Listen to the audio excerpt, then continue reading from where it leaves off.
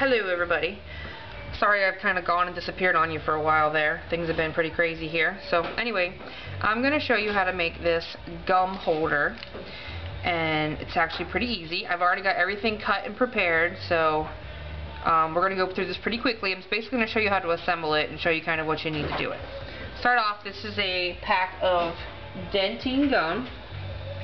And you get this from the grocery store, and it comes like this in a pack of 3, I believe, for like $1.50, $2, depending on where you get it at. And basically all I did was take the box off, and I took one apart, and that's how I got my measurements. So that's basically really easy to do. First thing we're going to do is I've got a piece of cardstock that I scored, and I scored it at 5 3/4 this way and 3 3/4 this way. And then you're going to put it in your paper trimmer, or with your scoring blade, and you're going to score at 1/4 of an inch. Then you're going to score at 2 3/4, 3 inches, and again at 5 1/2 inches, and that's going to give you your score lines. And then all you're going to do is just fold on your score lines using your bone folder. So make sure you get a nice crisp edge. Okay. And then, as you can see on my sample here, I've got these 3 little flowers in the corner. And so what you're going to do is you're going to take your your cardstock, sorry, and make sure you remember that the seam's going to be at the bottom of your box. So you want to stamp your image up here in this top left-hand corner. So how we're going to do that is we're going to take a Versamark, and then I'm using the set Flight of the Butterfly, and I'm going to use the flower out of it. And you're just going to stamp one in the corner, and then 2 kind of offset a little bit, just to give you a cute little flower in the corner there. Okay, and then we're going to go ahead and apply some sticky strip to this outside edge. And you're just going to lay that down on there.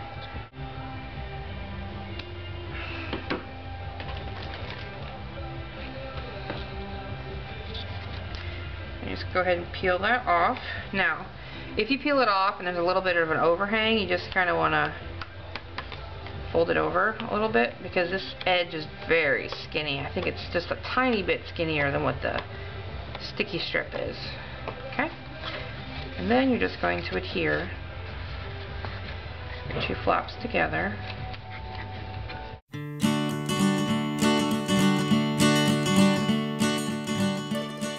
Once you get it on there, just kind of use your fingers and tighten it up.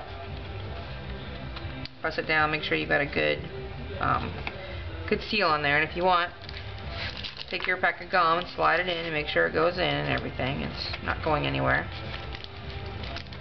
And then, as you can see from the box, they have just a little half circle on the back side. So that's basically what I did too, because you don't need a lot to pull the gum apart. So I took a 3/4 inch circle punch, and you're just going to put it in through the back side, halfway mark.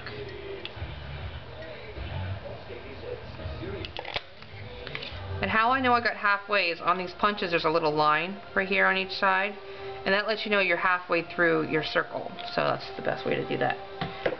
Okay, so that's pretty much your box right there. And the next step is going to be to tie your ribbon. This is soft suede polka dot grosgrain. You're just going to slide it through here, pull it out the other side, and then you're going to tie. You can tie a knot, you can tie a bow. Remember, I'm just giving you the layout, you make it your own.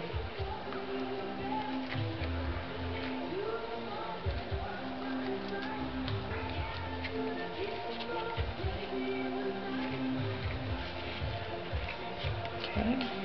And then I'm just going to leave it like that because I need to get the rest of it assembled before I kind of adjust that to where I want it. So go ahead and set that aside for right now. Next part we're going to work on is our focal piece here, the background and the butterfly.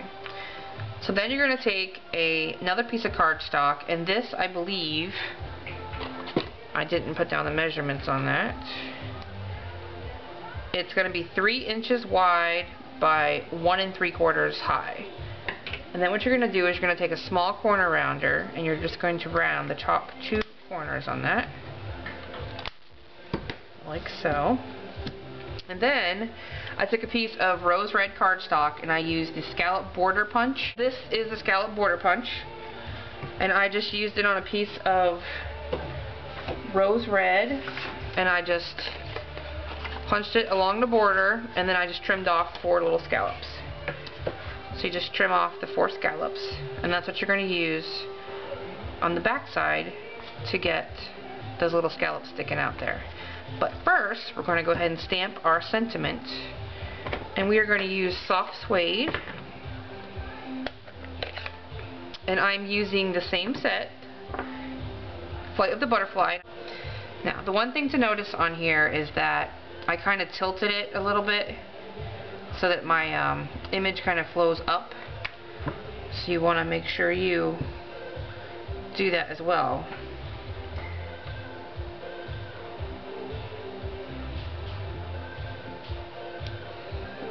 Perfecto. Alright. Okay, and then you're going to flip it over and you're going to put a piece of tape. I'm just using double-sided Scotch tape. And then you're going to put your scallops on. And then you're going to adhere it to the front of your gum holder, and that's why we didn't really mess with the ribbons, because we want to make sure we get it down there. And you also want to make sure you stick your gum in, and if you flip it backwards, it gives you a hard surface to work with.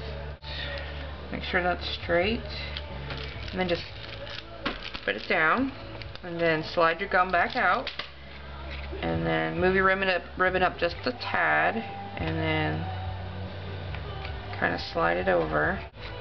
There we go. Get your ribbon over where you want it, tighten it, then you're going to trim it.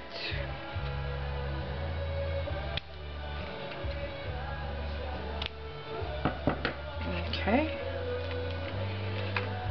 So there's to that. Now we're going to add our little button, and I've got a rose red button, and I'm going to put a piece of hemp twine through it.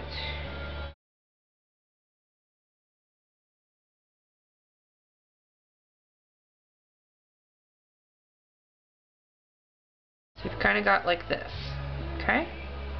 Then what you're going to want to do is you're going to want to put a glue dot on the back of that.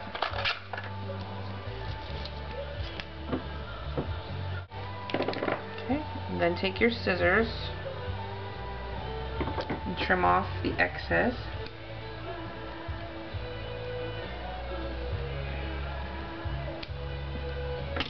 Okay, so basically the back of your button looks like that. And then what I did is I went ahead and added a second glue dot to it.